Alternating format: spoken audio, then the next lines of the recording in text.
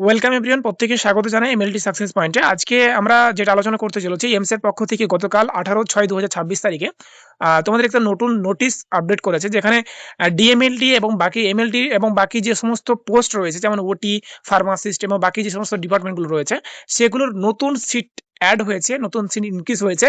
সেই নোটিশটার ব্যাপারে আজকে আমরা আলোচনা করবো। তো ভিডিওটা প্রথম থেকে শেষ পর্যন্ত দেখো। আর যারা চ্যানেলে নতুন রয়েছে, অবশ্যই চ্যানেলটা সাবস্ক্রাইব করে রাখবে পরবর্তী আপডেটগুলো পাওয়ার জন্য। তো চলো প্রথমে আমরা নোটিশটা দেখে নিই।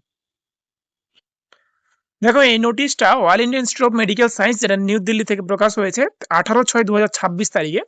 তো এখানে বিভিন্ন পোস্ট, যেমন তোমার ওটি অ্যাসিস্ট্যান্ট এবং pharmacist, nursing, physiotherapist, medical laboratory technology এবং সিভিল ইঞ্জিনিয়ার, অনেকগুলো পোস্টের মধ্যে পোস্টের নতুন সিট অ্যাড হয়েছে, ইনক্রিজ হয়েছে। তো আজকে আমরা শুধুমাত্র মেডিকেল ল্যাবরেটরি টেকনোলজির কটা সিট ইনক্রিজ হয়েছে এবং কোন কোন কলেজগুলো অ্যাড হয়েছে, তো আজকে আমরা শুধুমাত্র মেডিকেল ল্যাবরেটরিটা দেখবো। দেখো, এটা সিআরইর 5 ভ্যাকেন্সি আপডেট, যেটা নতুন ভ্যাকেন্সি যেটা করেছে তার আপডেট, যেটা মেডিকেল ল্যাবরেটরি ভ্যাকেন্সি হচ্ছে 56টা সিট। আগে 225টা ছিল, তার সাথে তারপরে এই সিটগুলো অ্যাড হয়েছে এবং কলেজগুলো অ্যাড হয়েছে। 56টা সিট নতুন ভ্যাকেন্সি আপডেট করেছে। তো কি কি কলেজগুলো রয়েছে? এটা রয়েছে বর্ধমান মহাবীর মেডিকেল কলেজ হসপিটাল, যেখানে মেডিকেল ল্যাবরেটরির পদে যুক্ত করেছে। এখানে 30 বছর বয়স লাগবে, 30 বছর বয়সের বেশি হবে না। ব্যাচেলার ডিগ্রি লাগে প্লাস 2 বছর এক্সপিরিয়েন্স। মেডিকেল ল্যাবরেটরি টেকনোলজি ইউআরদের ক্ষেত্রে 4, ইডাব্লিউএস এর জন্য 2টো সিট এবং ওবিসির জন্য 4টা, এসসির জন্য 2টো, এসটির জন্য 2টো। টোটাল সিট সংখ্যা হচ্ছে 14টা এবং পিডব্লিউডির জন্য হচ্ছে কত? 2টো। ঠিক আছে? এরপরে দেখো আরেকটা টোটাল 3টা কলেজ। আরেকটা কলেজ হচ্ছে কি জিআইপিএমআর, যেখানে মেডিকেল ল্যাবরেটরি পদে, যেখানে up to 30 year age limit. আর যেখানে এলিজিবিলিটি থাকছে কত?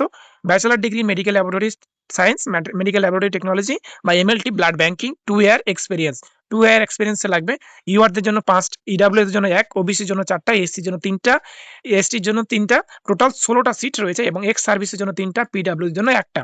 মেডিকেল ল্যাবরেটরি টেকনোলজির ক্ষেত্রে এই যে জিআইপিএমইআর, যেটা এই কলেজে তোমার 16টা সিট, এই কলেজ অ্যাড হয়েছে এবং কলেজটা হয়েছে 16টা সিট অ্যাড করেছে মেডিকেল ল্যাবরেটরি টেকনোলজির ক্ষেত্রে।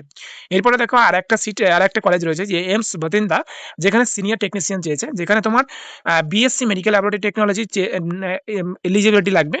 আর এখানে 10 বছর এক্সপিরিয়েন্স, সিনিয়র টেকনিশিয়ানের ক্ষেত্রে 10 বছর এক্সপিরিয়েন্স লাগবে। ইউআরদের ক্ষেত্রে 4টা, ওবিসির জন্য 1টা, এসসিদের জন্য 1টা। টোটাল সিট সংখ্যা হচ্ছে তোমার 6টা। সিনিয়র টেকনিশিয়ানের জন্য টোটাল 6টা টোটাল।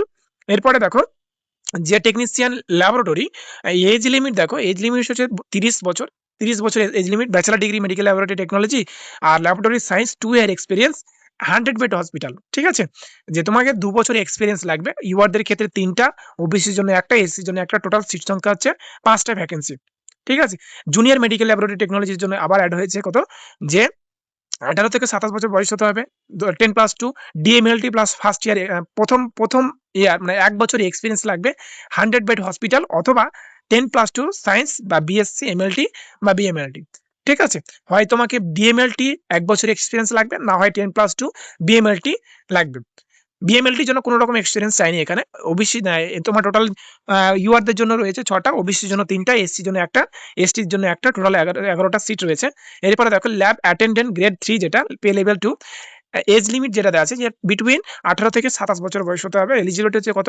যে 10 থেকে 2 science plus diploma in medical laboratory technology. ইউআরদের ক্ষেত্রে 3টা সিট, ওবিসির জন্য একটা। টোটাল হচ্ছে 4টা সিট। ঠিক আছে? এরপরে এটাই হচ্ছে তোমাদের আপডেট। প্রায় টোটাল সিট সংখ্যা দাঁড়াচ্ছে যে 56টা সিট ইনক্রিজ হয়েছে। ঠিক আছে? 56টা সিট এবং বাকি যে কলেজগুলো, 3টা কলেজে 56টা সিট ইনক্রিজ হয়েছে। এটাই ছিল আপডেট তোমাদের এই নোটিশটার মাধ্যমে।